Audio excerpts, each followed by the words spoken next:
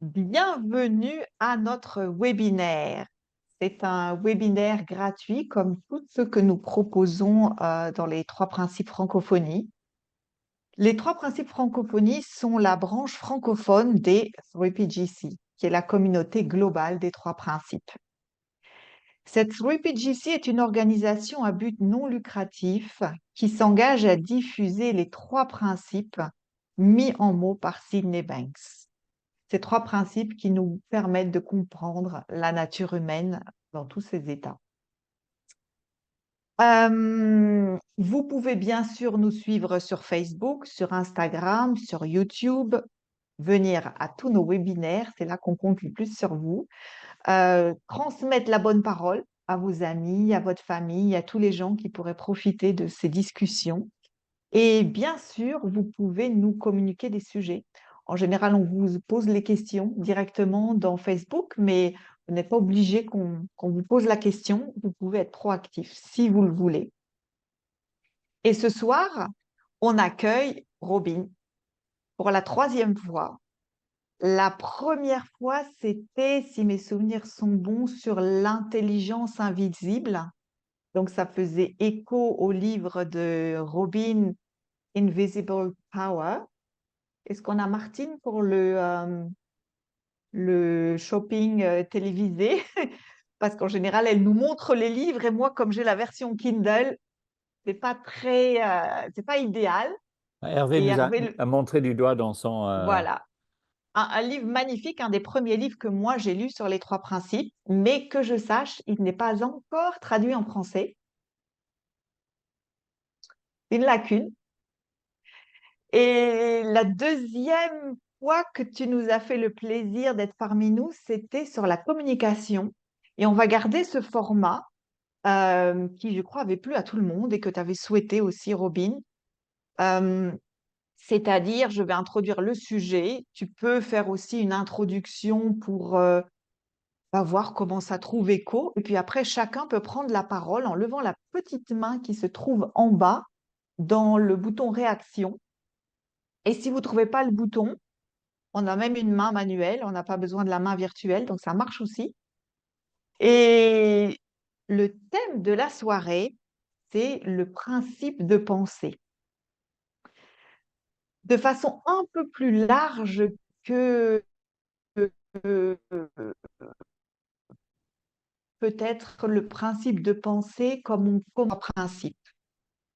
C'est-à-dire que on a discuté avec vous des vidéos de Sid Banks et si vous les avez vues, il y en a une en particulier où il insiste sur le fait que notre réalité est comme un tableau. On voit ce qu'on a peint. Et il explique que ce qu'on a peint, on l'a peint avec un pinceau. Le pinceau qu'on a en main et qui est en fait le principe de pensée à l'œuvre. Et il précise que si on n'est pas content du tableau qu'on a devant les yeux, qu'on le trouve trop sombre, trop gris, trop pas assez bien, on a toujours la possibilité de reprendre notre pinceau, de changer la couleur et de repeindre par-dessus. Et c'est une notion qui est très présente dans les textes et dans les vidéos de Sid Banks, c'est la notion du libre arbitre. Ce que moi je constate quand on parle du libre arbitre, c'est que ça peut vite tourner au débat d'idées, à la discussion intellectuelle. Et c'est pas vraiment le thème de cette soirée. On est vraiment dans les trois principes et on veut toucher du doigt ce principe de pensée et pas seulement de manière rétroactive. Moi, pendant très longtemps, et j'ai l'impression, comme beaucoup d'autres gens qui ont fait ce parcours dans les trois principes, on voyait le principe de pensée comme une explication du tableau qu'on avait devant les yeux. C'est-à-dire quand le mal était déjà fait, quand le tableau était déjà peint. On disait, ah, c'est trop sombre, il y a quelque chose de crispé dans ce tableau, c'est parce que j'ai des pensées stressées. Mais les pensées stressées étaient là, le tableau crispé était là, et après, on attendait que ça passe. Et là, les questions que j'ai reçues au sujet de cette soirée, c'était moins regarder dans le rétroviseur et plus regarder devant. Puisque la réalité qu'on a devant les yeux est celle qu'on a peint avec nos pensées, comment se fait-il que la réalité ne correspond pas souvent à ce qu'on voudrait? Comment on pourrait faire de manière proactive pour que la réalité ressemble moins à ce qu'on voudrait éviter et plus à ce qu'on voudrait voir se déployer? Donc, je te laisse la parole sur cette introduction. C'est une introduction. Si tu as envie d'y répondre, tu y réponds. Si tu n'as pas envie, tu réponds pas. Et puis, ça va nous permettre de rebondir. Bien, premièrement, merci à tout le monde d'être là. C'est toujours un plaisir d'avoir l'opportunité de vous parler. D'avance, c'est pour faire plaisir à ma mère. Je donne mes excuses pour mon français, que non seulement ma mère, mais mes 3 enfants me critiquent aussi. Papa, arrête de parler français, tu as trop d'accent, tu emploies mal tes mots. Alors, j'ai donné l'avertissement, alors maintenant je peux continuer. Euh, alors, pour répondre directement à ce que tu viens de dire, Isabelle, je vais vous raconter une toute petite histoire. J'étais à une conférence de Sid il y a beaucoup d'années. Et Sid ne sortait pas souvent et on l'encourageait toujours, s'il te plaît, Sid, faisons quelque chose. Et puis finalement, il disait oui. Et à cette conférence, pendant un peu de temps, Sid était de mauvaise humeur. Il était fâché. Et les gens qui connaissaient Sid bien étaient près du désespoir parce que si Sid, qui était illuminé, pouvait subir l'ennui ou être dérangé par ses pensées, ben nous, les êtres mortels, quelle était notre possibilité, quel était notre espoir? Et je m'appelle une de mes amis, un collègue, Sandy Crott, finalement a eu le courage d'aller voir Sid et lui dire, Sid, est-ce que ça va? Tu as l'air dérangé. Il a répondu, oui, c'est rien de grave, c'est seulement ce qu'il a dit, shitty thinking, des pensées emmerdantes.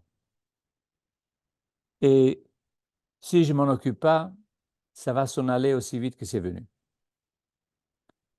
Et une des choses que ça m'a fait réaliser ou ça m'a permis de réaliser, c'est que dans notre esprit, on a la capacité de penser à n'importe quoi et surtout d'imaginer des choses qu'on aimerait, sauf que l'intelligence derrière la vie s'en fiche un peu de nos désirs. On dit, je ne sais pas dans quelle langue, mais il y a une expression que l'homme prie et Dieu rit. Alors, le problème en étant un être humain, c'est qu'on a un ego. L'ego, c'est quelque chose de très, très utile. C'est une forme de pensée. Et à sa base, ça a une utilisation ou une utilité assez importante. Ça nous permet de s'identifier comme un être. Le ego, c'est simplement, et je sais que le problème en France, dans la langue française, c'est le mot ego, c'est surtout utilisé d'une façon péjorative, mais à la base, cliniquement ou scientifiquement, l'ego, ça veut dire toutes les pensées que vous avez où vous faites partie de la pensée. Moi, c'est de l'ego. Et le but de l'ego, c'est de te donner une identité pour que tu puisses la protéger. Si tu n'avais pas un sens de soi, si tu n'avais pas un sens de ton corps, tu aurais beaucoup plus de mal à le protéger. Alors, à la but, l'ego, c'est quelque chose de très utile. Ne mets pas ta main dans le feu, fais attention, tu traverses une rue, je devrais manger mieux, je devrais faire de l'exercice. Alors, l'ego a un but positif à l'origine. Sauf, l'ego sort un peu de sa description de poste. Et c'est en sortant de cette description que ça fait tous les malheurs que ça fait dans notre vie. Et un des grands malheurs, ça nous donne ce qu'on appelle en anglais des préférences, des désirs, des souhaits. Le problème, c'est des choses imaginées. Et l'univers qui est extrêmement intelligente, qui a cette intelligence, cette énergie intelligente derrière elle, elle s'en fiche un peu de nos préférences.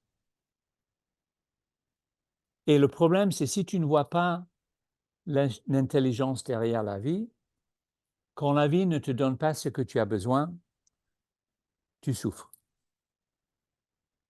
Alors, il y a des gens qui passent beaucoup de temps à essayer de manipuler leurs pensées pour avoir une vie, ce qu'ils souhaitent.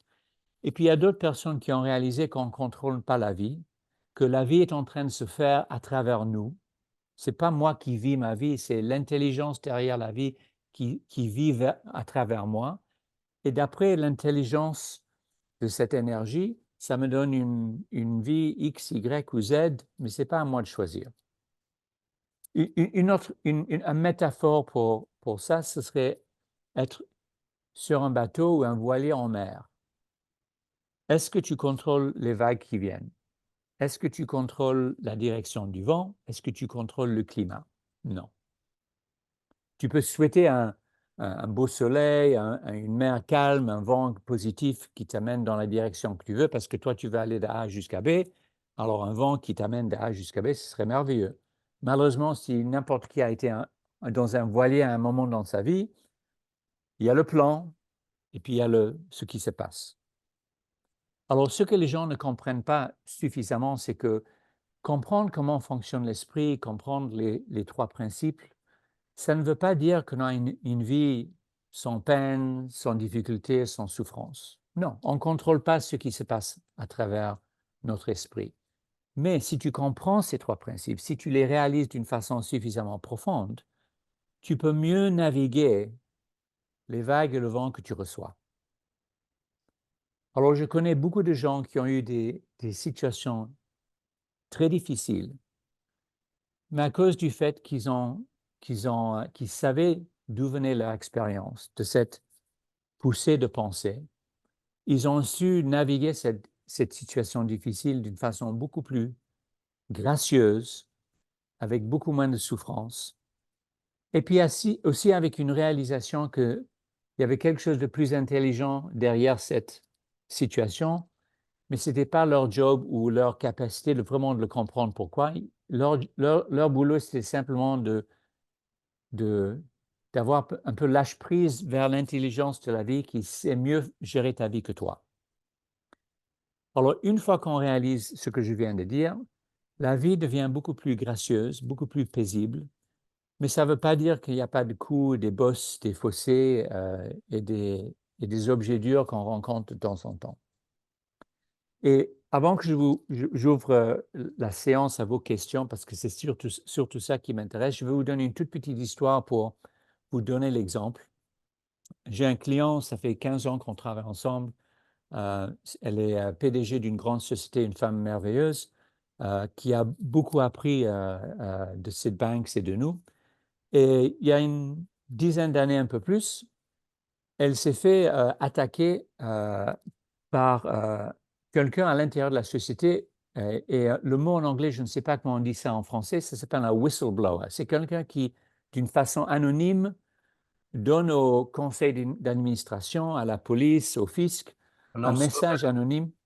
Comment tu dis, Hervé? d'alerte. Tu peux dire de nouveau, Un lanceur d'alerte. un lanceur d'alerte. Et l'accusation, c'est qu'elle avait commis de la fraude dans la société, elle avait commis des crimes. Et bien sûr, et ce mot a été envoyé d'une façon anonyme au conseil d'administration de la société. Bien sûr, ils sont obligés d'agir, elle a été mise en suspension, un tas de flicailles ont descendu chez elle, tous les ordinateurs, tout a été pris de sa maison, tout a été ausculté. Et pendant 2 ou 3 mois, elle a vécu une vie assez difficile. Parce qu'on dit dans la loi qu'on est innocent jusqu'à ce qu'on soit prouvé coupable, mais ce n'est pas ça. C'est le fait qu'on te retire ta position, le fait que tes enfants ne vont plus à l'école, vous pouvez imaginer la difficulté de la situation. Et j'étais son coach à l'époque, alors il me dit, pourquoi c'est en train de se passer? J'ai rien fait, je suis quelqu'un d'honorable, il n'y a pas question que j'ai fait ces choses-là, même par erreur. Et je n'arrêtais pas de lui dire, je ne sais pas pourquoi ça se passe. Mais il faut se rappeler qu'il y a une intelligence derrière la vie.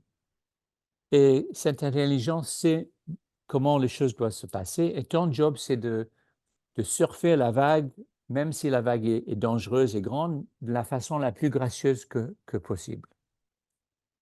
Après 3 mois, ils ont découvert qu'il n'y avait rien. Quelqu'un a été attrapé, mis en justice parce qu'ils avaient fait ça à 2 ou 3 personnes dans la société.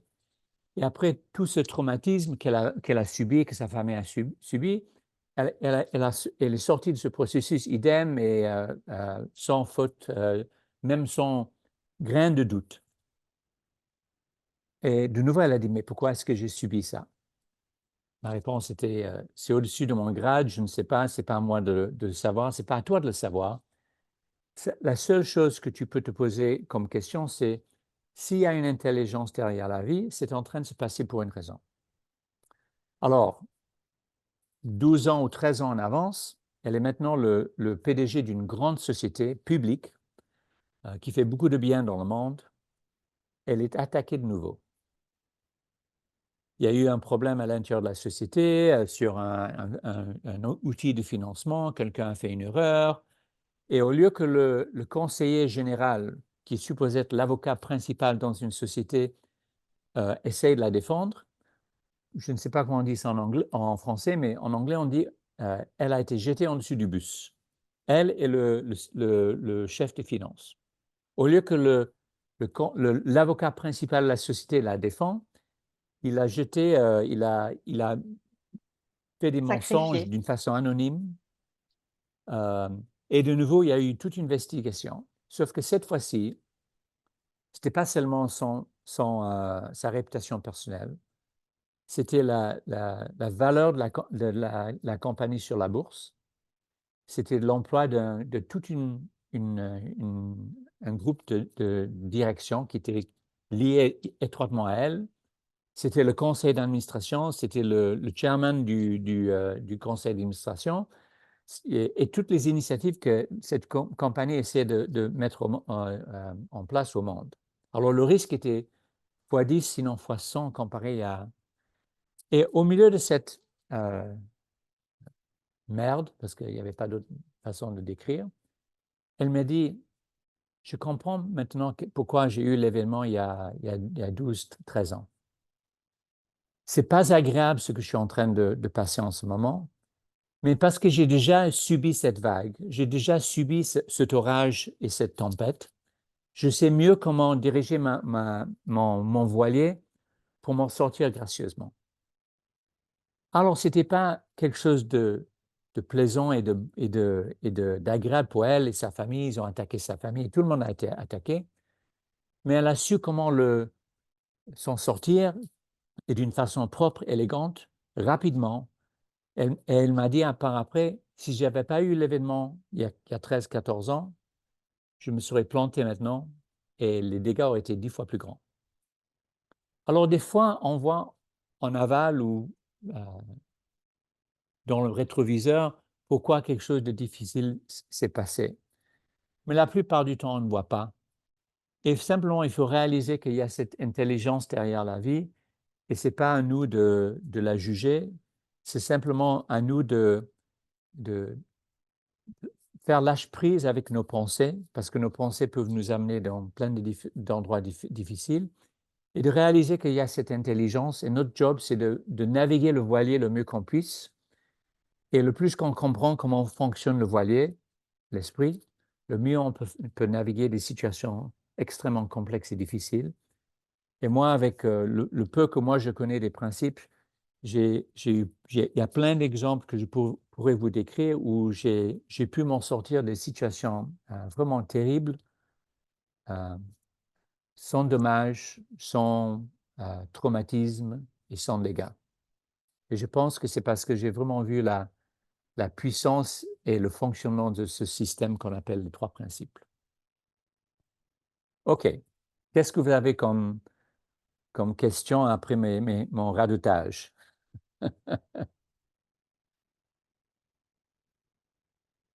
Alors, c'était pas un radotage. Et pour ce qui est du français, je crois qu'on te tire tous et toutes notre chapeau qu'on n'a pas, mais tu peux dire à tes enfants et à ta maman qu'ils n'ont pas de soucis à se faire. J'ai essayé, ça ne marche pas. D'accord. Bah, on va leur écrire directement. Non, non, ça ne va pas marcher non plus.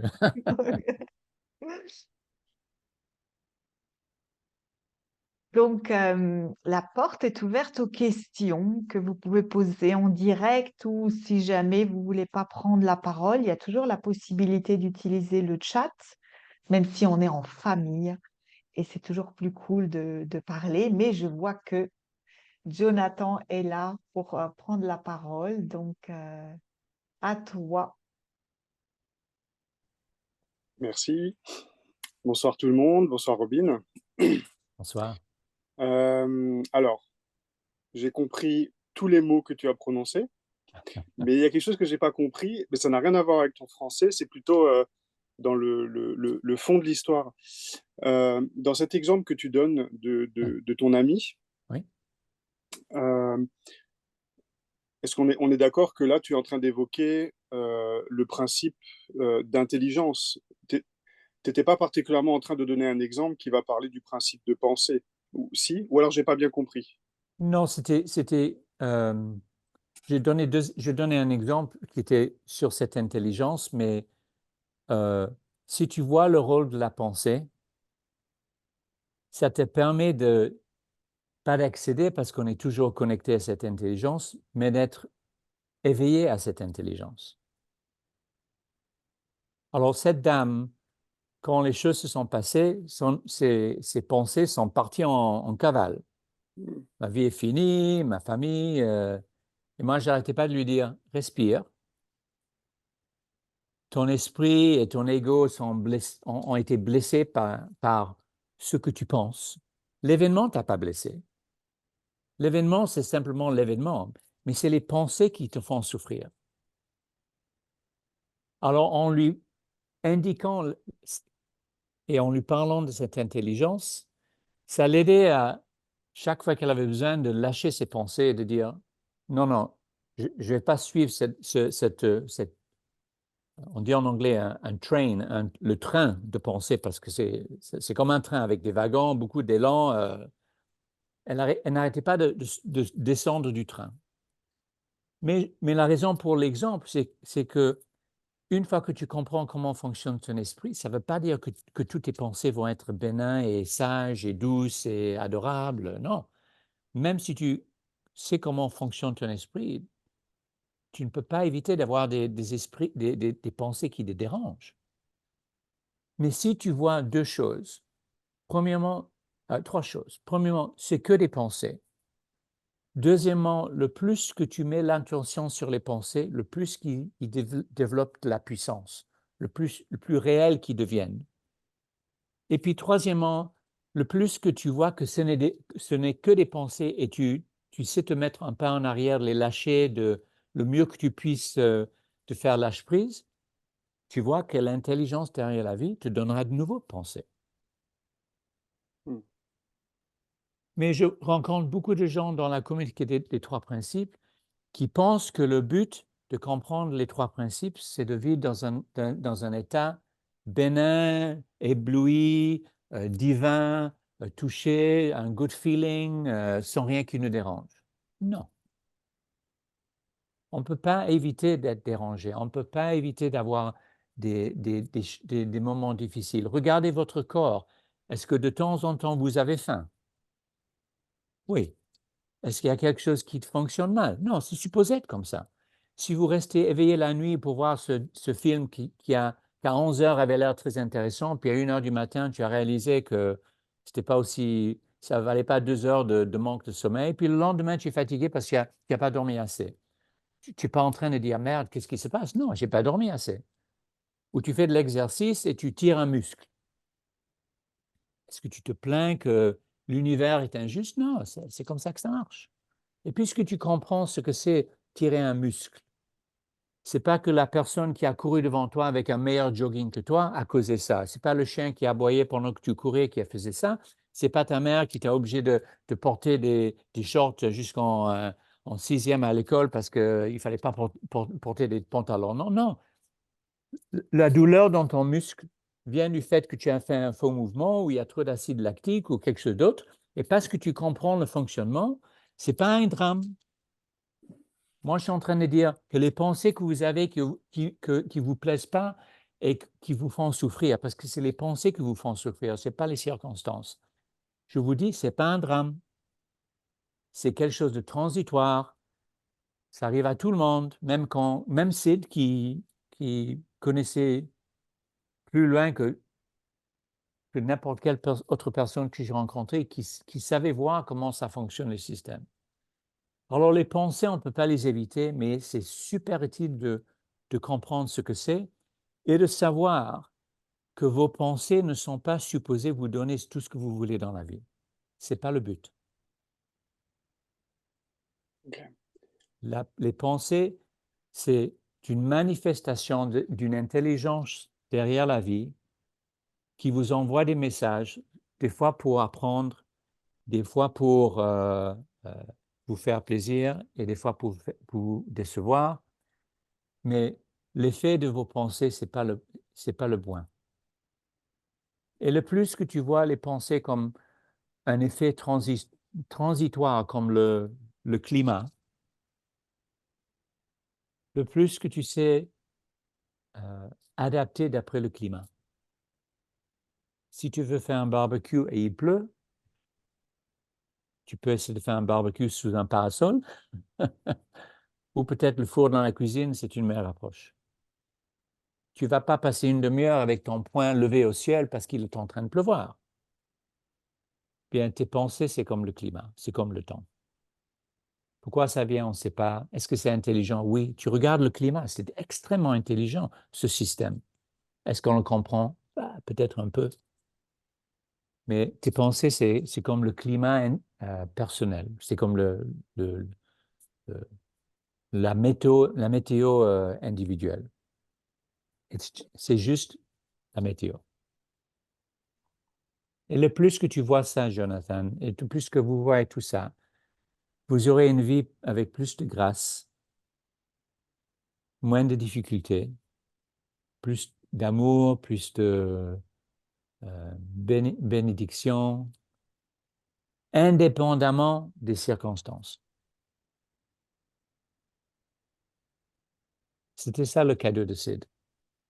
C'est quelque chose que toutes les philosophies du monde, toutes les religions du monde, tous les anciens textes ont essayé de nous expliquer, sauf parce que c'était des gens super intelligents, ils les ont expliqués d'une façon beaucoup trop compliquée, qui les a rendus difficiles d'aborder, difficiles de comprendre. Le cadeau de Sid, c'est qu'il a su expliquer toute cette intelligence qui date, ça fait des millénaires que l'humanité, les recherches, essaye de les comprendre, écrit des tomes là-dessus, mais Sid a trouvé une façon super simple de l'expliquer pour le rendre plus accessible. C'est tout.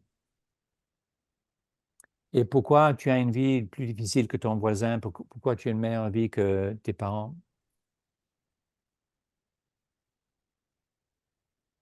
Alors, il y a toute une conversation, le karma, on revient, on passe, c'est pas qu'une seule fois, l'esprit, l'âme quitte le corps quand le cœur meurt et revient dans une autre forme. Il y a toute cette explication aussi, mais à la base, on est des êtres divins, on est des êtres spirituels qui ont la capacité de penser. Et à quoi on pense, on vit et on subit.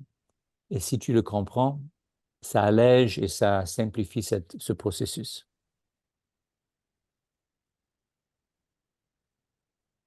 Et si tu vois les pensées comme un cadeau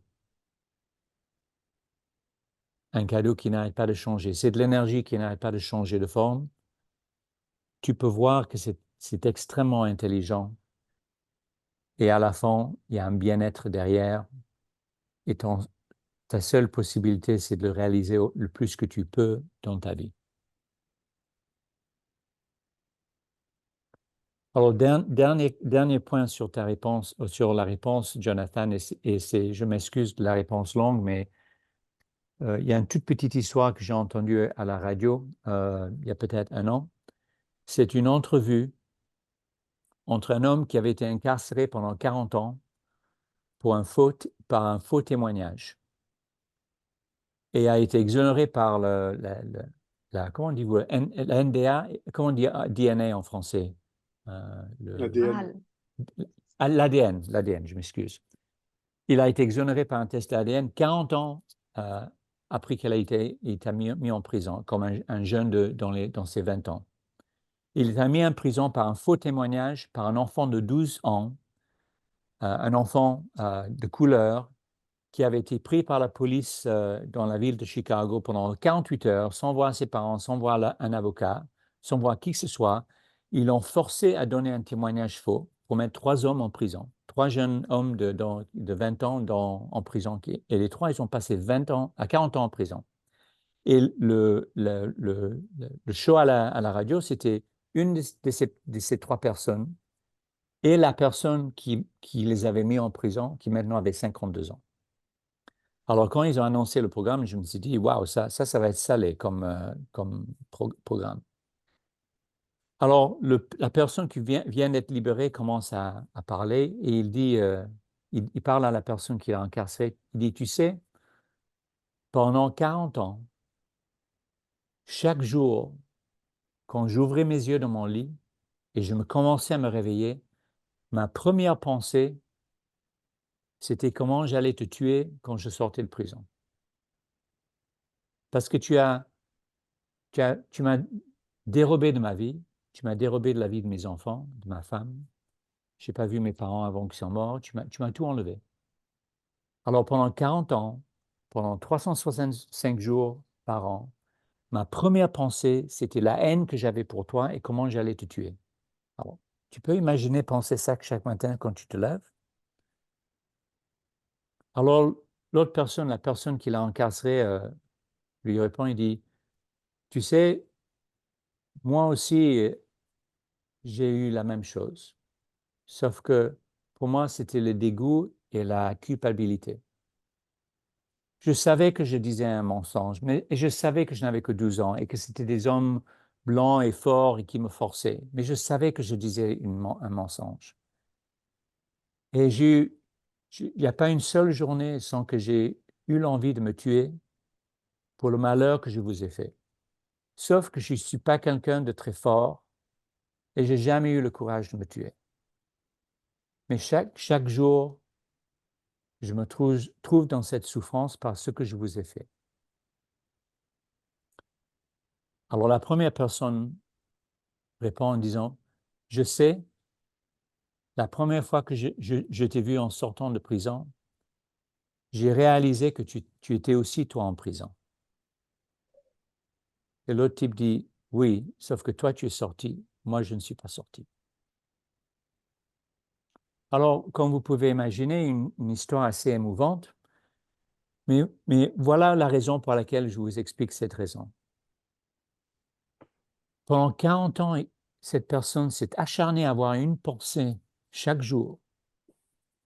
Et dans un instant, 40 années d'haine se sont évaporées. Incroyable, non? Comment est-ce qu'on peut penser quelque chose avec force pendant 40 ans, tous les jours? La première chose à laquelle on pense en se levant le matin, et dans un instant, il y a une intelligence qui lui a donné une nouvelle pensée. Et malheureusement, l'autre personne qu'il avait mis en prison, lui, au moins au moment du show, lui n'avait pas encore eu cette pensée qu'il a libérée. Alors vous voyez le potentiel de la pensée.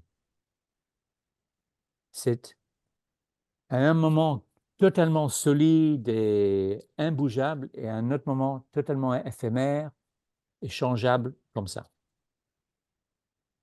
Alors si tu pouvais vivre ta vie en réalisant qu'il y avait cette intelligence derrière la vie et que chaque pensée n'est qu'une pensée et à n'importe quel moment peut changer, imagine un peu ta vie.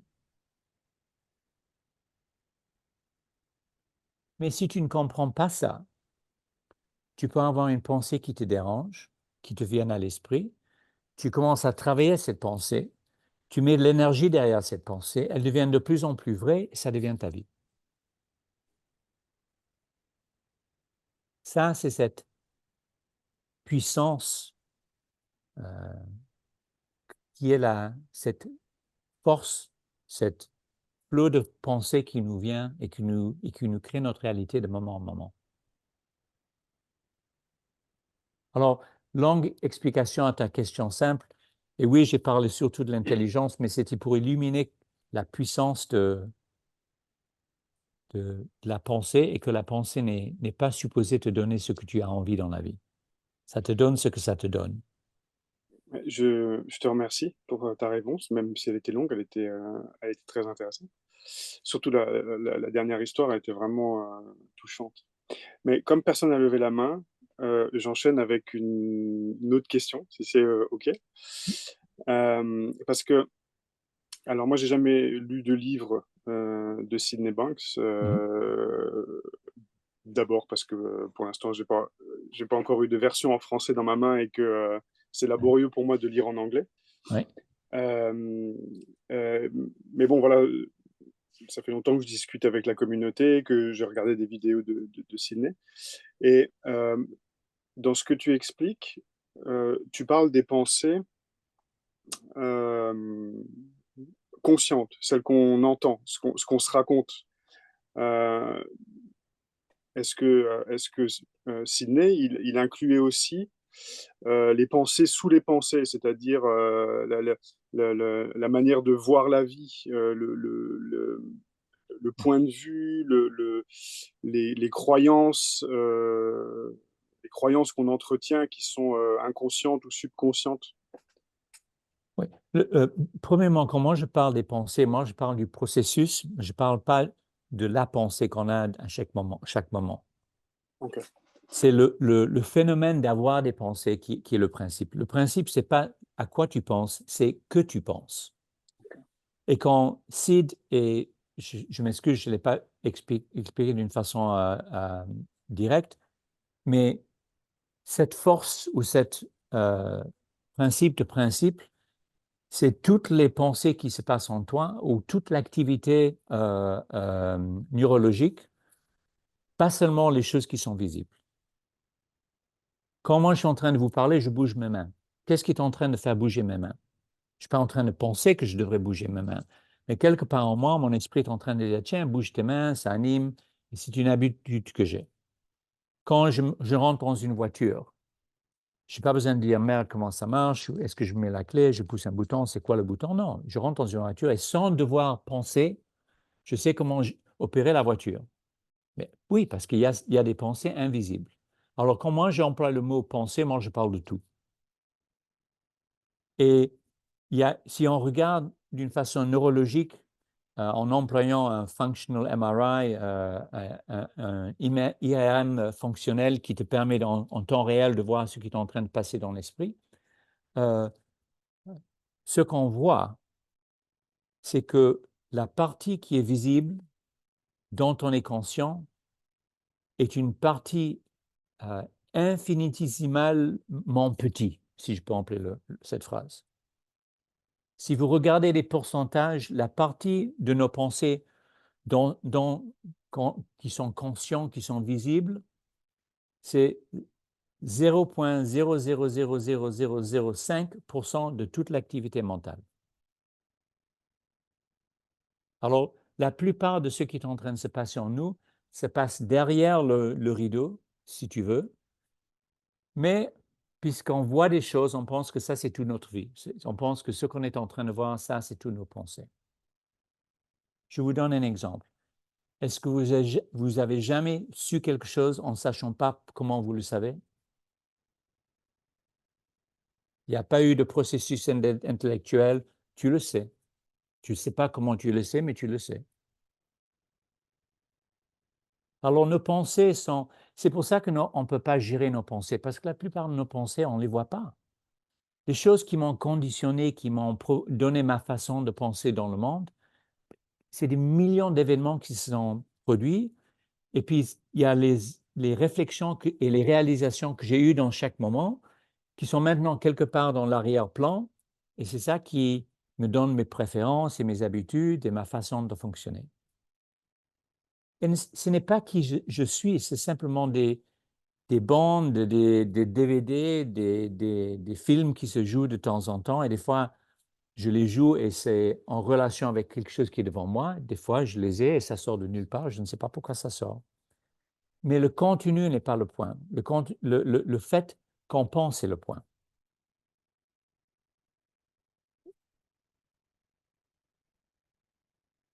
Est-ce que j'ai répondu un peu Liv, tu es le prochain.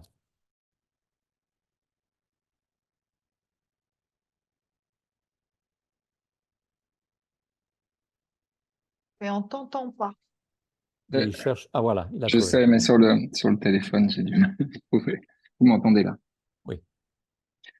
Robin, merci d'être là. Et dans la discussion qu'on a eue avec le comité autour de ce rendez-vous de ce soir, il y a eu un moment la question qui s'est posée, et c'est une question qui m'a travaillé, qui continue de me travailler, sur laquelle j'ai pas mal bougé, justement en lisant et en traduisant Sydney Banks, puisque tu en parlais tout à l'heure, Jonathan, mais le livre est disponible. Ma traduction du Chaînon manquant est disponible maintenant, enfin. Et donc, c'est la question du libre arbitre. Et Sid n'arrête pas de dire qu'on peut choisir. Dans une récente immersion à laquelle j'ai participé, j'ai eu accès à une interview de Sydney où il parle du fait qu'il y a deux êtres. Il y a l'être humain et puis il y a l'être divin. Et qu'à chaque instant, on peut choisir. Et moi, dans mon podcast, en particulier l'année dernière, j'ai beaucoup parlé du fait que dans l'être humain, le libre arbitre, je le voyais pas. Et les gens continuent de me poser des questions autour de ça. Ouais. Et j'aimerais bien entendre ce que toi, tu as à dire de cette question-là. Alors, nous, on travaille surtout avec des gens dans le business. Alors, une fois qu'on leur explique les trois principes, ils me disent, OK, comment je fais ça? Quand je monte, je contrôle ça. Comment je gère ça? Et ils sont toujours déçus de ça quand on leur dit, vous ne pouvez pas gérer ou contrôler ça. Mais si tu comprends ce qui est en train de se passer, tu as un choix. Et le choix, c'est où tu mets ton attention. Parce que l'esprit, la façon que l'esprit fonctionne, c'est que si tu mets l'attention derrière une pensée, cette pensée devient plus réelle. Et le plus tu mets de l'attention, le plus grand, le plus trois-dimensionnel, le plus robuste et fixe ça devient. Si tu mets ton attention ailleurs, cette pensée va s'effriter et se dissoudre. Alors, ça ne veut pas dire que ça ne revient pas. Mais ce que le cadeau de Sid, c'était d'offrir la possibilité de choisir. Je vous donne un exemple très simple. Peut-être si j'ai déjà donné l'exemple, je m'excuse, mais j'habite à Boston, aux États-Unis, la côte Est, pour une raison cosmique. Tous mes enfants, ils habitent en Europe. Je ne sais pas pourquoi. Alors, je suis chez moi à 10h30 du soir à Boston et mon téléphone sonne. Et je vois sur le cadran le nom de mon fils qui est à Londres. Et si c'est un peu sur les différents créneaux, les zones de temps, si c'est 10h30 du soir à Boston, quand mon téléphone est en train de sonner, c'est 3h30 du matin chez lui. Est-ce que vous voulez imaginer ce qui s'est produit en moi dès que j'ai réalisé que mon fils me téléphonait à 3h30 du matin? Est-ce que vous voulez deviner combien de temps ça a pris pour que le phénomène se déroule en moi? Comme ça.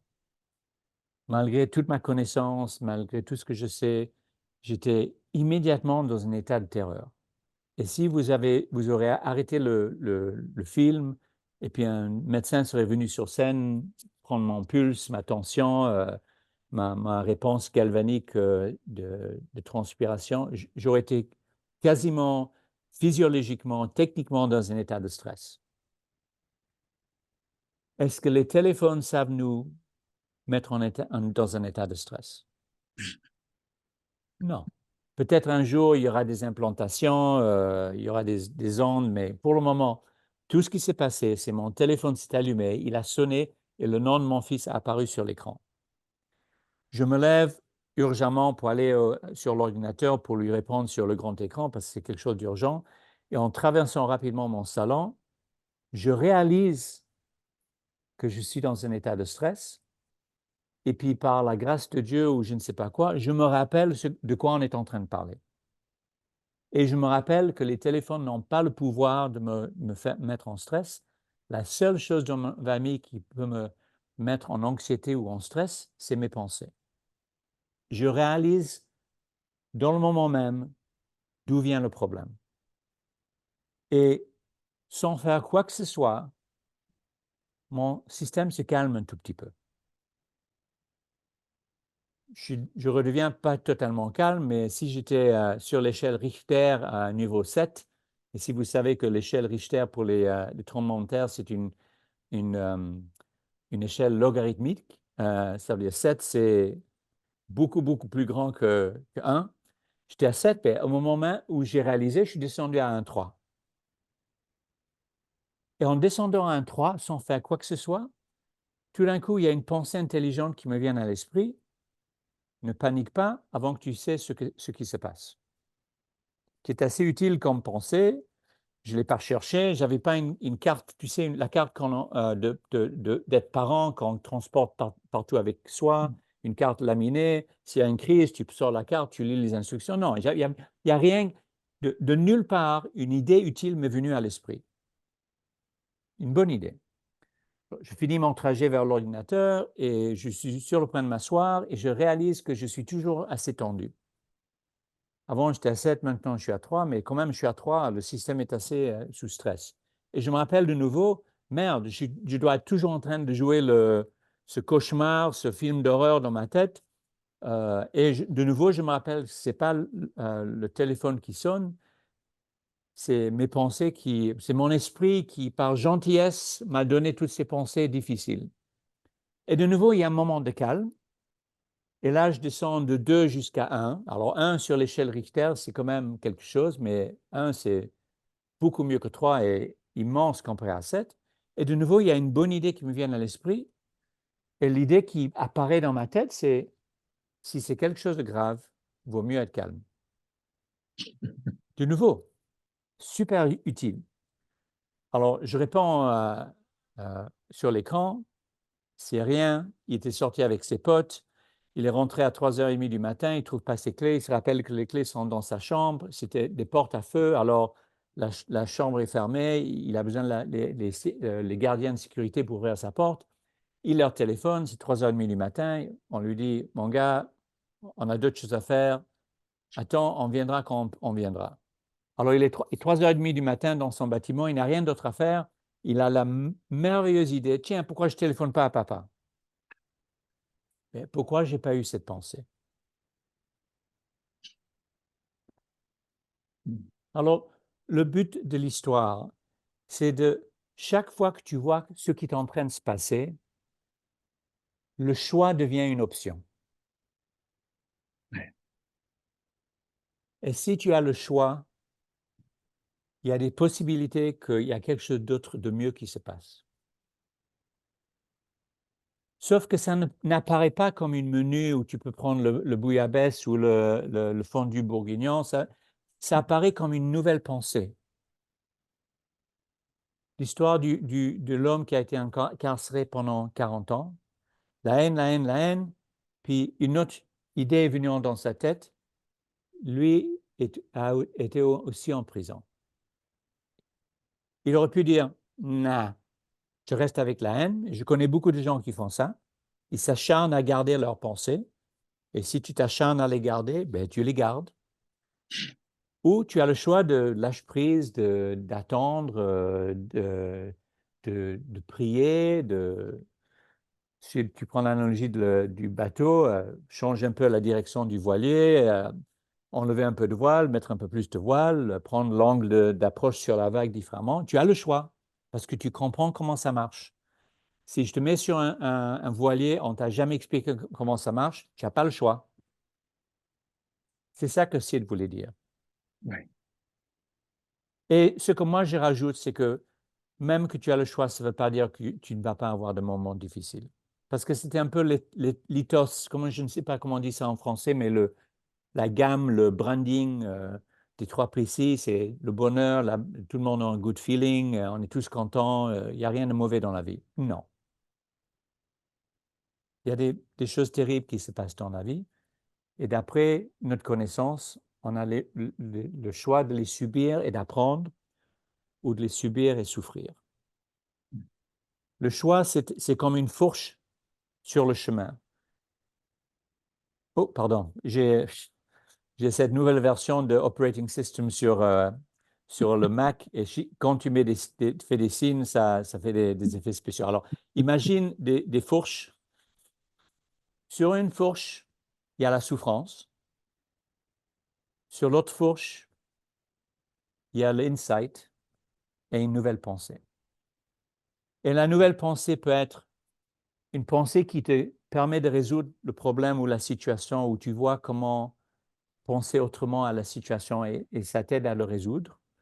Ou l'autre insight que tu peux avoir, c'est une pensée qui te donne la paix sur la situation présente. Mais le choix, c'est souffrance, insight.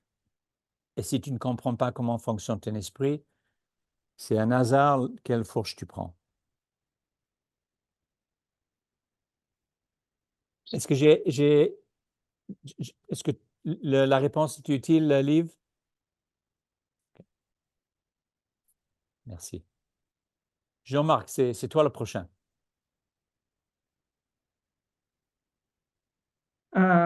Bonjour, merci.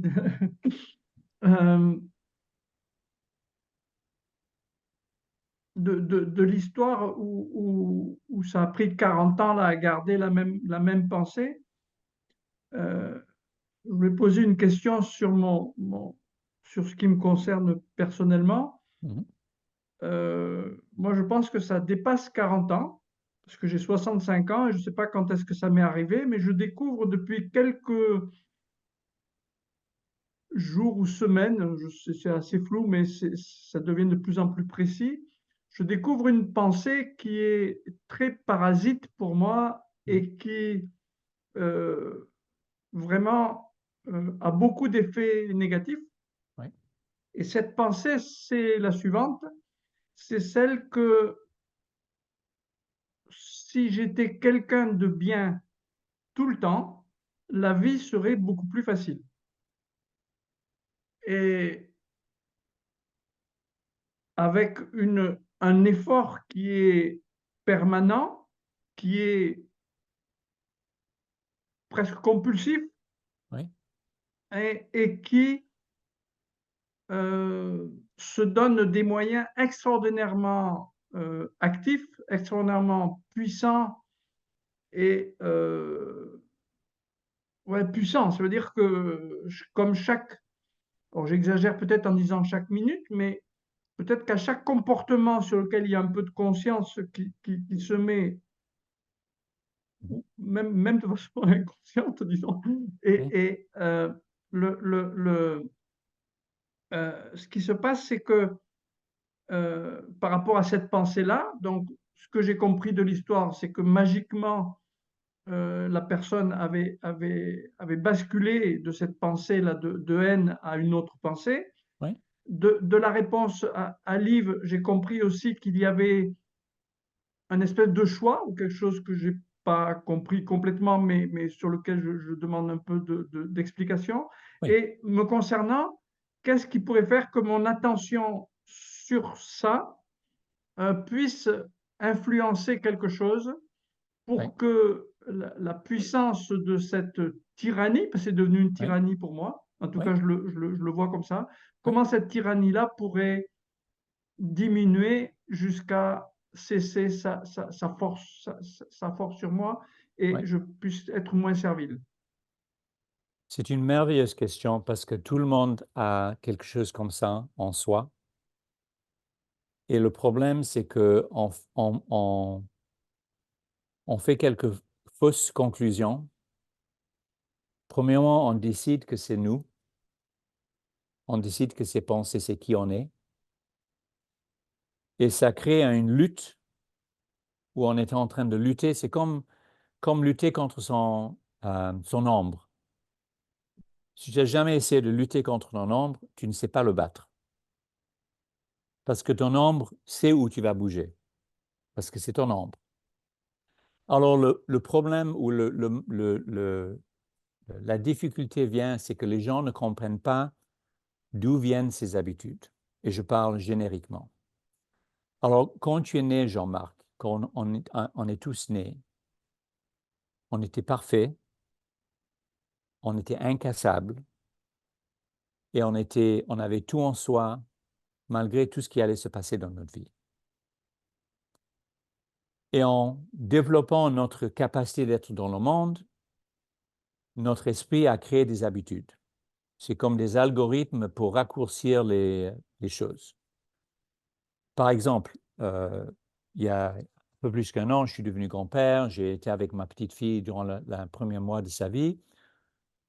Dès sa naissance, elle n'arrêtait pas de se frapper avec ses mains et se griffer.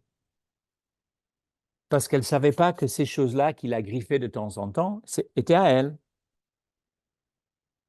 Parce que personne ne lui a expliqué. Pendant 9 mois, elle était dans une boule, puis elle sort, et puis il y a ces choses-là à part le fait qu'il y a maintenant de la lumière, des bruits, mais c'est assez intense comme être humain les premiers moments de sa vie dans le monde. Et puis il y avait ces choses qui n'arrêtaient pas de lui faire quelque chose. Et d'ailleurs, c'est assez courant. Alors souvent, la camisole avec des manches longues, on peut retourner les manches pour couvrir les ongles, comme ça l'enfant ne se gratte pas. Eh bien, après une dizaine de jours, j'ai vu ma petite fille qui, à ce moment-là, ne voyait pas très bien parce que les nouveau-nés, la vision n'est pas encore au point. Elle faisait ça. Elle regardait cette chose parce que ce n'était pas une main, parce qu'elle n'avait pas encore le vocabulaire, et elle a réalisé que cette chose-là était à elle. À partir de ce moment-là, elle a arrêté de se frapper.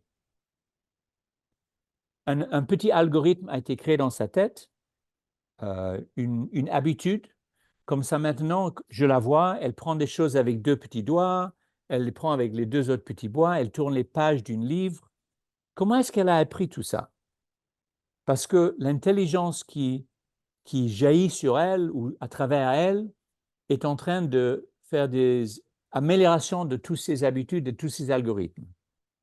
Alors, je vais te poser une question assez personnelle devant tout le monde.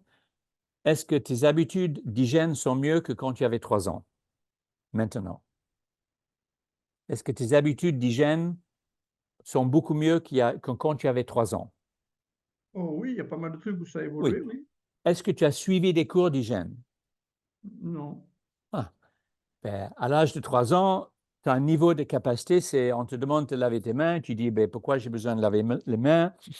Ils ont l'air propres. Ben, depuis, tu as pris les microbes, tu as eu des douleurs intestinaux, tu comprends ce que c'est. Alors aujourd'hui, l'algorithme hygiène n'a pas arrêté d'avoir des upgrades, des améliorations. La même chose, je parie qu'à 65 ans, tu gères ton argent beaucoup mieux que quand tu avais 15 ans. Ton système n'a pas arrêté d'apprendre. Alors, c'est en train de se passer dans tous les domaines. Et le but, c'est pour que tu n'aies pas besoin de réapprendre et tout recommencer chaque fois que tu as besoin de l'utiliser. Quand tu t'assieds dans ta voiture, tu n'as pas besoin de réimaginer comment utiliser ta voiture. Quand tu vas à table, tu n'as pas besoin de réimaginer la fourchette et la cuillère. Alors, normalement, dans la plupart des éléments de notre vie, cette amélioration, ce upgrading, ce boosting de l'algorithme, de l'habitude, se passe. Il y a des endroits où c'est bloqué et ça ne s'améliore pas. Ça reste figé. Pour moi, quand j'étais jeune adulte, dans mes 20 ans et même dans mes 30 ans, si quoi que ce soit se passait qui était injuste, je me fâchais.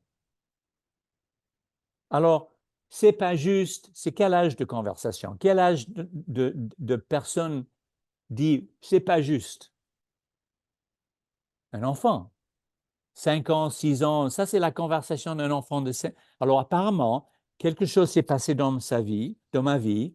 J'ai décidé que le monde était injuste et malgré toutes les autres capacités qui n'ont pas arrêté de s'améliorer, Celui-là est resté bloqué. Et à l'âge de 20 ans, quand il y avait quelque chose d'injuste qui se passait devant moi, ou même avec moi, l'algorithme se mettait en route automatiquement, sauf que ça avait une capacité d'un enfant de 5 ans. Alors, d'où c'est venu? Pourquoi ça s'est passé? Est-ce que je l'ai mérité? Ce n'est pas des questions à laquelle on ne pourra jamais répondre. Je ne sais pas pourquoi. Tout ce que je sais, c'est quand j'ai appris les principes, j'ai réalisé que dans certaines situations, il y avait la pensée qui s'amenait, sans que je le veuille, qui me rendait la capacité d'un enfant de 5 ans ou de 6 ans ou quelque chose comme ça dans le corps d'un adulte. Et j'ai réalisé que ce n'était pas moi, c'était simplement un upgrade, une bande. C'était comme si tu écoutes la musique, mais pour la version, pour l'artiste tel et tel, tu as une vieille cassette. Partout d'autre, tu as un DVD ou même un MP3, mais là, tu as une cassette. Ou même pire, j'allais dire vinyle, sauf que le vinyle est revenu, mais un vinyle de 78 tours. Tu sais, quelque chose, ou même une cylindre en cire des années 20. Je ne sais pas pourquoi je suis resté bloqué là-bas, mais une fois que j'ai compris les principes, j'ai commencé à voir, tiens, j'ai une habitude là, j'ai une habitude ici, mais puisque je le voyais comme une habitude, je voyais que c'est un algorithme, une poussée de pensée très familier, répétitive, c'était toujours la même chose, mais ce n'était pas moi. Ta télévision n'est pas une télévision à horreur, une télévision à sport. C'est simplement une télévision sur laquelle différents films et images se produisent. Bien, moi, j'avais une image familière qui se reproduisait assez souvent. Et une fois que j'ai réalisé ce que c'était, j'ai eu 2 ou 3 idées profondes. Une, c'est la chose qu'il a créée, mon esprit, a la capacité de le changer. Parce que partout d'autre dans ma vie, ça n'a pas arrêté de faire l'upgrade. Ce n'est pas moi qui ai fait l'upgrade sur mon comportement d'hygiène, comment je gère l'argent, mes relations, ma façon de gérer une société. C'est mon esprit qui a créé toutes ces habitudes. Cette intelligence s'est infusée en moi et a créé ces habitudes. Et dans ce coin-là, c'est comme tu prends ton téléphone et il y a un app que tu as obligé de faire un upgrade. Alors, c'est toujours sur la version d'il y a 5 ans, pendant que tous les autres applis sur ton téléphone sont la nouvelle version. Ce n'est pas toi qui fais les upgrades, c'est cette intelligence. Alors, j'ai vu qu'il y avait une possibilité que l'intelligence fasse l'upgrade. Deuxièmement, j'ai eu la réalisation qu'il y avait plein d'endroits dans ma vie où ça s'est passé, où j'étais coincé quelque part et à un certain moment, j'ai vu quelque chose d'autre et ça a changé. Et troisièmement, j'ai vu, et revenant à la question de Jean-Marc, ou plutôt de Liv pour le choix, j'ai réalisé que chaque fois que l'habitude se présentait, j'avais un choix. Est-ce que je m'investissais dans l'habitude et je le prenais d'une façon personnelle, ou est-ce que je le voyais comme quelque chose d'innocent que je n'ai pas créé et que si je ne lui donne pas de l'attention, va se dissoudre? Je te donne une analogie de la vie familiale. Il y a une réunion de famille, il y a une vieille tante, tu sais, qui porte toujours son chapeau malgré le fait qu'elle est à l'intérieur, elle a toujours son manteau et puis un verre de vin parce qu'il y a une réunion de famille. Et puis elle s'approche de toi et dit: hey, Jean-Luc, comment vas-tu? Non, tante, ce n'est pas un Jean-Luc, c'est Jean-Marc. Oui, oui, oui, Jean-Marc. Tu sais, tu devrais te marier. Non, je suis déjà marié. Non, non, tu sais, tous les jeunes devraient se marier. Je ne suis pas jeune, tante. Non, non. Et puis tu devrais aller faire des études parce que tu sais, c'est bien des études. Et tu réalises très vite qu'elle est un peu à côté de la plaque. Elle est un peu perdue dans ses pensées, elle n'est pas très raisonnable. Est-ce que tu te disputes avec elle? Non. Ça n'a pas de sens. Le plus que tu essayes de la contrarier et de lui dire non, c'est pas vrai, le plus qu'elle va s'acharner à te raconter des bobards, des histoires qui sont complètement idiotes et imbéciles. Qu'est-ce que tu fais à la place, Jean-Marc? J'accepte. Tu es gentil avec elle. Oui, tante, merci. Merci, c'est un bon conseil. C'est bien de te voir. Et à force d'être gentil avec elle, qu'est-ce qui se passe? Ça n'a plus d'importance. Et puis elle s'envoie se perdre avec quelqu'un d'autre. Alors, les habitudes, c'est comme ça. C'est une vieille tante qui se présente avec des idées troubles, innocentes. Et le plus tu t'engages avec elle, le plus qu'elle s'acharne à te parler, le plus que tu vois ce que c'est. Tu es gracieux, tu es gentil, et tu vois ce que c'est. Le plus que ça se réduit, ça se minimise et ça se dissout. Parce que chaque fois que tu réalises ce qui est en train de se passer, que c'est une habitude, tu es en train d'avertir ton esprit. Hey, regarde ce que vous avez fait avec cette appli, vous n'avez pas fait un upgrade sur les autres. C'est toujours la version 1963, la version 1962, la version 2003.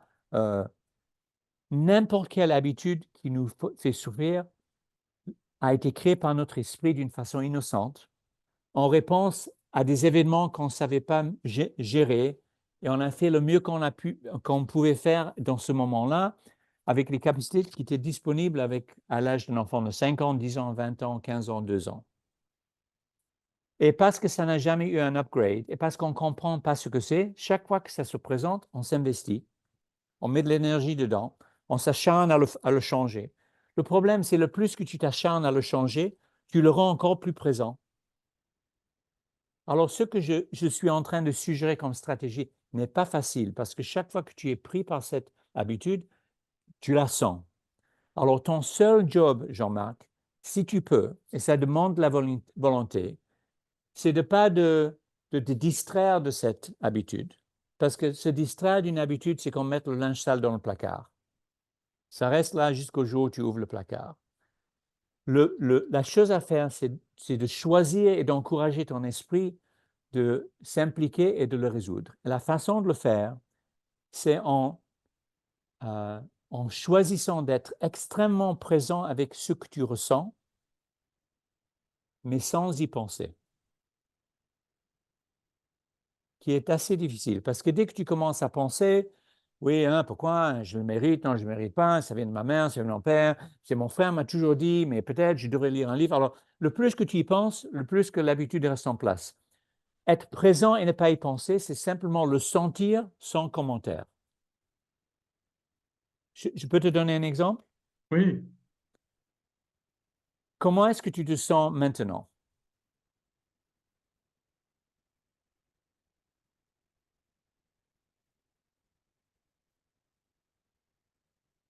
Je me sens en joie de la piste qui est en train de se dessiner, mais dessiner seulement. Tu as commencé à dire, je me sens en joie, Oui. puis tu as commencé à rajouter un commentaire. Ah. C'est ça qu'il faut éviter de faire. Je Alors, comprends. j'ai un poids sur ma poitrine. Ma respiration est pas profonde. J'ai un peu de tension dans ma tête, dans mon cou. Ma tête est pleine. Littéralement, tu décris ce que tu ressens, mais sans commentaire. Tu rends ton esprit présent à ce que ton esprit est en train de faire en toi. Et à un certain moment, et ça c'est ma version de voir les choses, à un certain moment, l'esprit dit, merde, qu'est-ce que je suis en train de faire? Attends, il faut qu'on nettoie tout ça. Et ton esprit commence à changer ses pensées. Parce que c'est ton esprit qui les a créées dans le premier moment. Ton job, c'est de ne pas les nier, de ne pas investir, simplement de les ressentir et sans en faire une drame ou une histoire de ce que tu ressens. De la même façon, tu vas chez le toubib, tu as mal avec l'épaule, il te dit de lever l'épaule, il dit où est-ce que tu as mal? Ben, j'ai un mal là, et quoi d'autre? Ben, ça radiait jusqu'au milieu de mon biceps, et puis quand je pose le bras, tu ne dis pas, tiens, ça fait mal, mais tu sais, mon frère, il a aussi mal, et puis lui, j'ai lu 3 livres sur là, tu sais, les muscles, les fibres du muscle. Non, tu décris simplement ce que tu ressens. C'est ça qu'il faut faire. Et à chaque moment, te rappeler que ce n'est pas toi cette habitude, c'est un algorithme, c'est comme un CD qui s'est coincé dans le joueur dans ton tableau de bord et chaque fois que tu allumes la radio, ça joue et tu ne peux pas le sortir. Ce n'est pas toi, ce n'est pas la voiture, c'est simplement un CD qui est dans la voiture. J'ai rencontré une dame dans le travail, une merveilleuse Et on nous a demandé de faire un peu de coaching. Et son tendon d'Achille, elle était trop gentille. Tu renversais un café sur elle, elle s'excusait d'être devant le café que tu as renversé. Mais c'était ridicule. 52 ans, elle s'excusait à droite et à gauche. Alors, elle n'avait pas de force, elle n'avait pas, en anglais, dit edge, un peu de poing. Tu sais, quand tu gères un business, des fois, il faut avoir un peu d'attitude. Elle n'avait pas. Elle était molle comme tout. Alors, on lui explique tout ça. Elle fait une petite session avec une retraite avec nous. Et en revenant d'une de ses pauses, elle a dit, j'ai eu un insight terrible, difficile. Je me suis rappelé qu'à l'âge de 6 ans, mon père a failli se tuer. Et je me suis retrouvé, j'étais dans le restaurant et j'ai eu une image, je me voyais sur le banc de l'hôpital à l'âge de 6 ans, complètement affolé, parce qu'à 6 ans, on ne sait pas comprendre ce que c'est un parent qui essaie de se tuer. Il y avait des gens qui couraient à droite et à gauche, tout le monde était affolé. Et j'avais une terreur. Et je me rappelle, au milieu de la terreur, j'ai commencé à prier. Et j'ai prié à Dieu de sauver mon père. Et en contre-échange, j'allais être la meilleure fille possible. Et s'il te plaît, Dieu, sauve mon père et je vais être la personne la plus gentille au monde. Alors, quand tu as 6 ans, quelles sont tes capacités de penser à une tentative de suicide? Faible, peu. L'intelligence en elle a fait le mieux qu'elle pouvait. C'était de faire un deal, un contrat avec Dieu, et ça l'a soulagée. Ce qui s'est passé en elle, c'était extrêmement intelligent. Sauf qu'à l'âge de 52 ans, ça veut dire 46 ans plus tard, elle était toujours en train d'avoir cette pensée, sauf qu'elle l'avait étendue au monde entier. Et si elle était gentille avec tout le monde, la vie allait s'arranger. Et elle a eu cette réalisation, mais c'est ridicule. La vie ne va pas s'arranger si je suis gentil. La vie, je ne contrôle pas. Je ne contrôle même pas ma vie à moi. C'est ridicule d'être excessivement gentil. Son habitude est partie comme ça.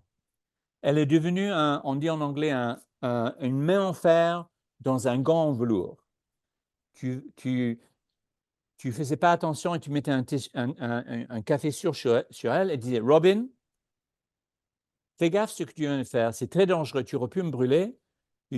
Tu dois faire attention quand tu portes quelque chose de chaud et je vais te donner la note du pressing parce que cette robe-là a besoin d'être nettoyée. Toujours gentille, toujours appropriée, mais cette souplesse, elle était comme une éponge qui faisait jamais rien, qui était trop molle, tout ça est parti. Alors, moi, j'ai jamais eu ce changement d'habitude, tu sais, crack.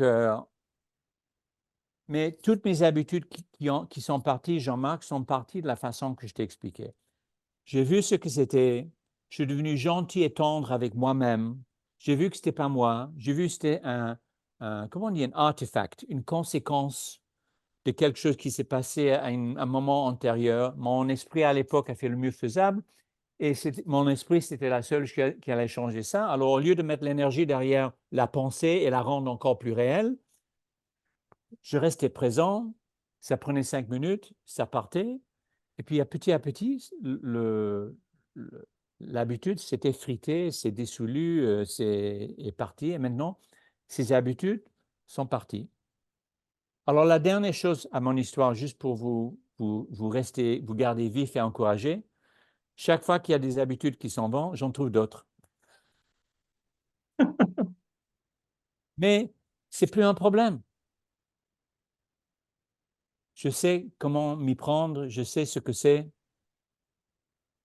Et quand je vois les habitudes dans les autres, ça me donne beaucoup de grâce envers eux parce qu'eux, ils n'ont pas choisi leur habitude non plus. Est-ce que c'est utile mon explication, Très Jean-Marc? bien. Oui, merci. Un grand merci. Tu n'as qu'à voir ce qui se passe et puis l'intelligence en toi va t'aider. Alors, combien de temps ça va prendre, je ne sais pas. Est-ce que tu vas avoir des échecs? Sûrement.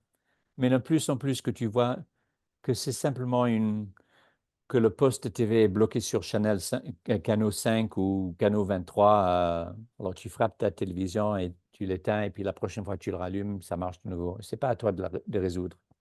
La télévision n'est pas toi. C'est juste simplement qu'il se passe à travers toi d'une façon innocente. Et qui sait pourquoi? D'ailleurs, la raison n'a pas d'importance. N'essaye pas de trouver la raison. Parce que tu mettras simplement plus de poids sur l'habitude. OK? Merci. De rien. Jasmine et puis Isabelle, c'est ça l'ordre? Oui. Jasmine, une bonne, hein? Pas une question Ben, médiocre, hein? écoute, no pressure. No pressure. Écoute, d'à vrai dire, la raison pourquoi j'ai levé ma main, j'avais une question, mais j'ai vu qu'il y avait des questions dans le chat et puis Ah. je voulais peut-être l'adresser. Oh, je m'excuse. Moi, je regarde jamais le chat quand je suis sur Zoom. Non, Je m'excuse. ben, je comprends, c'est pour ça que j'ai dit je vais en parler. On avait Catherine qui avait posé comme question, et je ne sais pas, Catherine, tu l'as posé plus tôt, c'était assez tôt dans la conversation. Oh, je m'excuse, Catherine.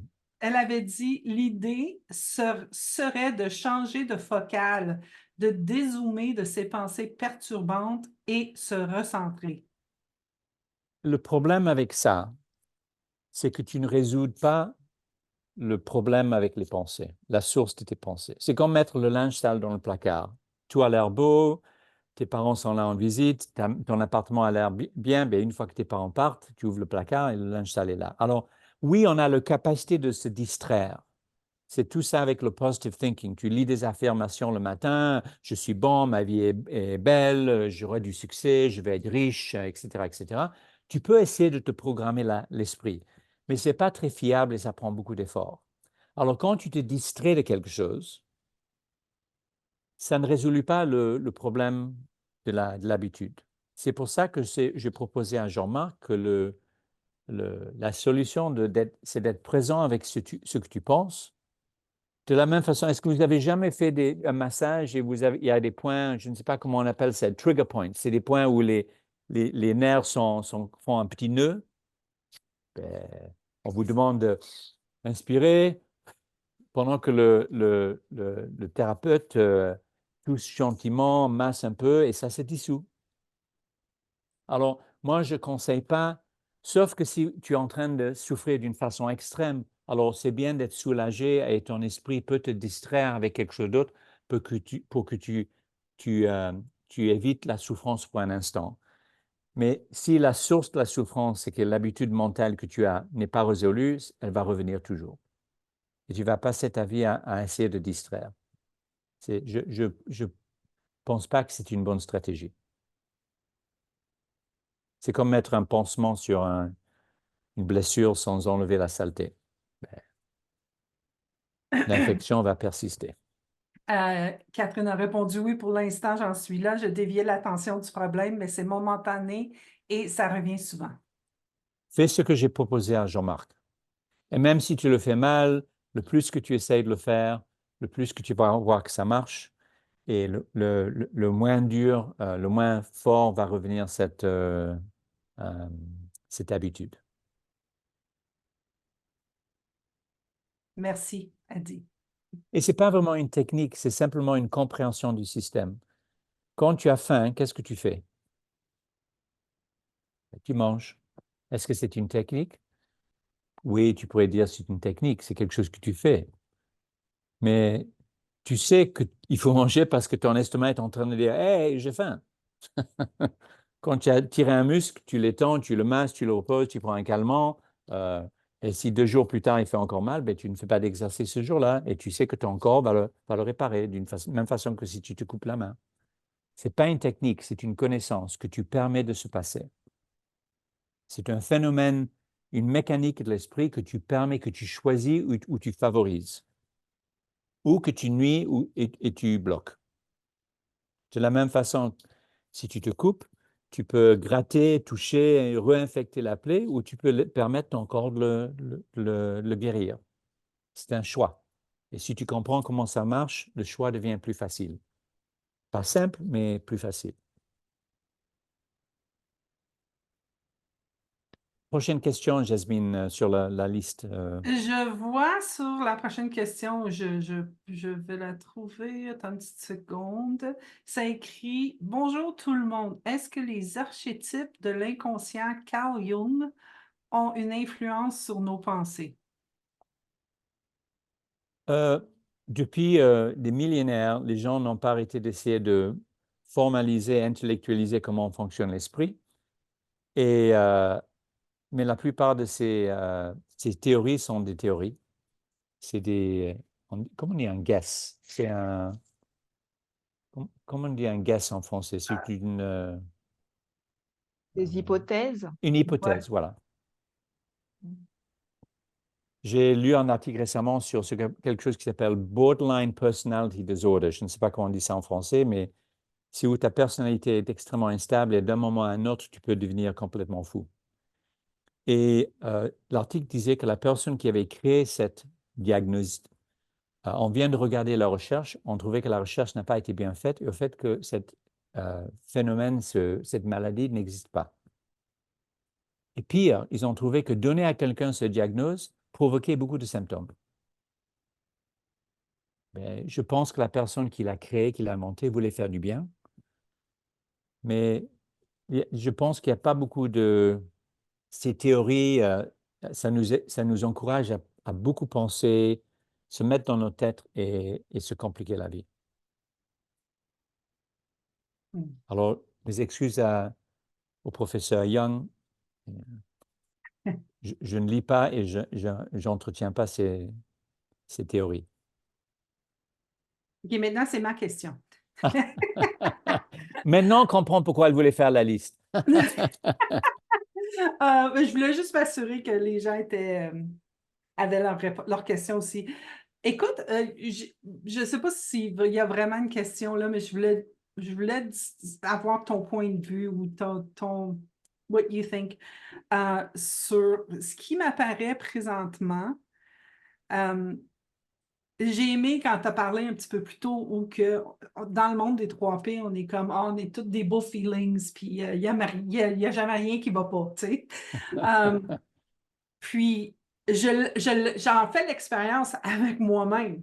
Comme il y a des moments donnés où, comme je vais dire à un certain moment donné, j'appelle ça péter ma fuse. C'est Oui. la belle expression québécoise où je me suis fâchée. Oui. Et c'est une fraction de seconde. Tu te fâches dans une fraction de seconde. Puis là, après ça, tu reviens à toi. Puis là je vois l'impact que cette fraction de seconde a eu. Et puis Oui. là, je rentre dans le « Oh my God, qu'est-ce que t'as fait? C'était pas ça que tu voulais faire, mais t'es une fille 3P! Pourquoi t'as fait ça? » Mais ce que je me rends compte, c'est que quand il y a quelque chose qui, je vais dire, qui m'énerve, quand il y a quelque chose qui fonctionne pas, puis que je devrais en parler, je n'en parle pas parce que je suis une fille 3P, je sais que c'est juste une pensée, je peux le laisser aller, mais la pensée, elle revient toujours. Puis là, quand elle revient, là, je redis encore, non. Fait que là, ça m'a fait penser à mettre le linge dans le garde-robe. Fait que là, je mets le linge dans le garde-robe, je ferme la porte, ça n'apparaît pas. Puis là, j'invente. Là, après ça, j'attends, je vais me calmer. Je vais dire, ouais, mais peut-être c'était nécessaire. Fallait, Jasmine, que tu exploses pour que ça ait un impact. Puis là, j'invente, tu sais. Puis, tu sais, ça m'assouvit. Je suis, tu sais, mais j'aimerais ça voir quelque chose d'autre là. C'est ça ma question. Alors, si tout ce qui se passe dans la vie est intelligente, même les choses qui nous paraissent comme terribles, le choix qu'on a à chaque moment, c'est quand quelque chose qui se passe, on peut se poser la question, qu'est-ce que j'ai à apprendre? Au lieu d'avoir la haine envers soi ou de s'autocritiquer ou de se justifier ou faire comme si ça ne s'est pas passé, la question que moi je me pose, c'est qu'est-ce qu'il y a à apprendre? Pour moi, j'ai souvent employé cette analogie, peut-être même avec vous tous, mais pour moi, l'augmentation de ma conscience, de ma capacité d'être humain, c'est comme quand on dégage un morceau au milieu d'une forêt, quand on crée une clairie, une claire, ou comment on dit ça? Je comprends, c'est un clearing, dans le fond, Clairière. Une clairière. quand on fait une clairière, ma métaphore pour moi, c'est où il y a encore de la forêt, c'est où est la bordure de mon apprentissage.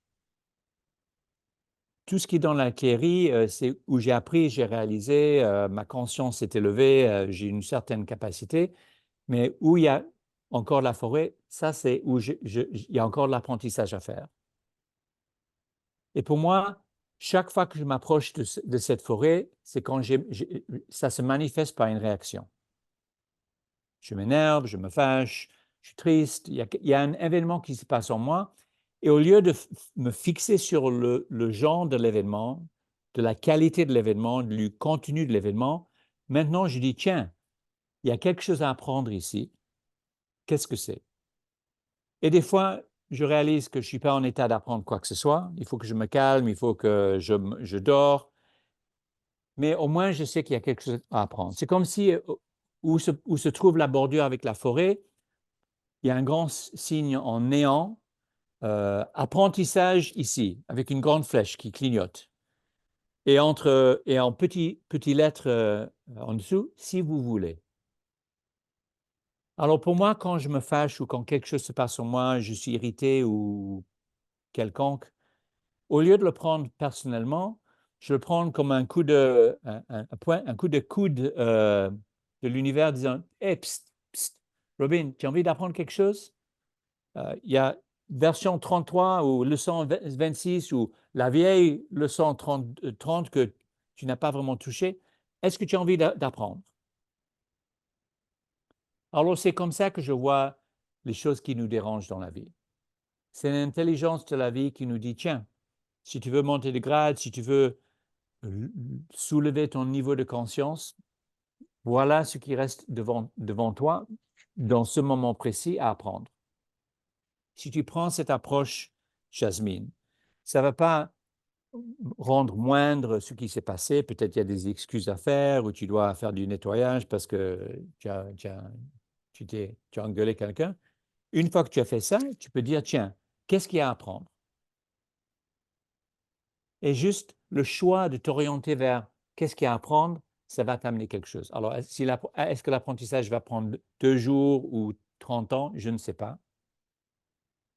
Mais pour moi, chaque réaction que j'ai, c'est l'intelligence qui se manifeste et qui dit, tiens, on est arrivé au bout de la clairie, est-ce que tu as envie de couper encore des arbres ou pas? J'adore Et des ça. fois, j'ai envie, des fois, j'ai pas envie. J'adore. Je pense qu'il y a un upgrade. Il faut que j'upgrade mon app. Si tu as envie. Et j'ai totalement envie. Fait que non, mais ça a beaucoup plus de désir. J'ai beaucoup plus de désir à entendre ça que d'écouter mon app qui dit « t'es minable, t'es ci, t'es ça ». Tu sais, parce que c'est ça qui crée, c'est ça la vieille habitude qui est là. Oui. Ah, tu vois, on te l'a dit quand tu étais enfant que tu étais ci, que tu étais ça. Oui. Fait que c'est beaucoup plus… Et Jasmine, l'univers a voulu que tu passes par ce périple. Je ne sais pas pourquoi, mais c'est l'univers qui l'a voulu. C'est parce que tu as eu une mauvaise chance, tu t'es planté, tu avais de mauvais parents. Tu as eu les parents qui ont fait le mieux qu'ils pouvaient faire. Tu as fait le mieux que tu pouvais faire. Et ça, c'était ton journey, ça, c'était ton périple. Mm. Et parce que tu as le choix, tu peux changer ton périple si tu veux. Et une fois que tu as surmonté ou tu as vu où cette idée s'est transmutée, s'est changée, tu as eu le upgrade, il y a 2 choses qui vont être faisables. Une, c'est que jamais tu rencontres quelqu'un qui a le même phénomène. Tu vas avoir beaucoup d'empathie pour eux parce que tu vas comprendre l'animal avec lequel ils sont en train de se battre. Et deuxièmement, tu vas regarder et savoir et réaliser de nouveau la puissance de l'intelligence qui est derrière la vie, qui a permis tout ça de changer. Parce que l'être humain est un peu égoïste, les choses changent pour le mieux, on remercie personne. On ne dit pas « merci l'univers, tu m'as donné une meilleure pensée, les choses vont mieux ». Non, on prend la meilleure pensée et on attaque. Alors pour moi, ça me donne un peu d'humilité et puis ça me donne une compétence envers les autres qui ont le même upgrade à faire. de la même façon, si toi, tu as eu un problème avec Windows tel et tel ou Microsoft tel et tel, mais tu as trouvé comment faire le chose, la prochaine personne qui s'approche avec le même problème, tu dis, tiens, ce menu-là, tac, tac, tac, et tu les aides à passer sur ce que toi, tu as passé. OK?